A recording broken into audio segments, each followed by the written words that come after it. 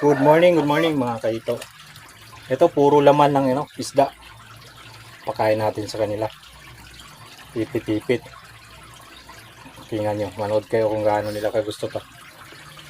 Mga kaito. Tingnan na. Hindi sila naiipon dito sa kabila. Gawa nang may harang.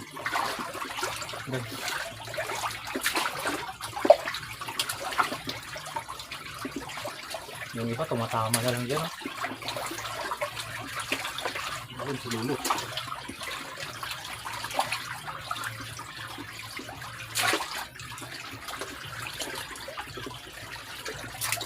Ganda din yung divider para hindi sila nag-ahawi-hawi lagi.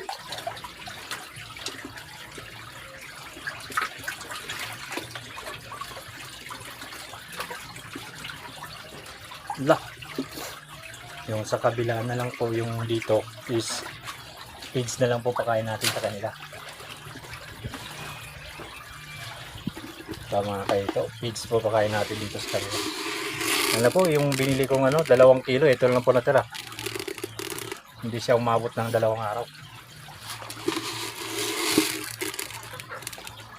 Bili naman tayo ulit mamaya.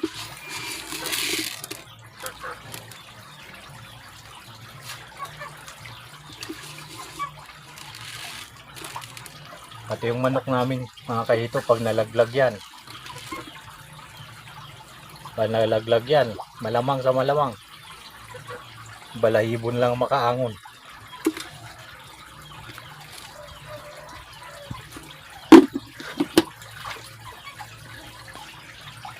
Ayun mga kahito, tapos na natin pakainin sila. Ay ibigay yung yung isda.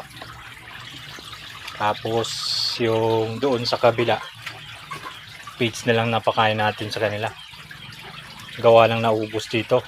Konti kasi yung naabutan ko na tipit-tipit para pakain sa kanila. Yun lang kasi ang medyo tag 70 ang kilo. Then 2 kilo puro laman. Hindi ko na sinali yung iniwalay ko yung laman pati yung buto. Dahil ayokong ilagay dito yung mga buto nila. Gawa ng maglilinis na naman ako ulit. Tatanggal na naman tayo ng tubig dahil dun sa mga matitirang buto. Kaya pinili ko na lang mga kahito, yung laman na lang ang tinira ko. Salamat sa panonood.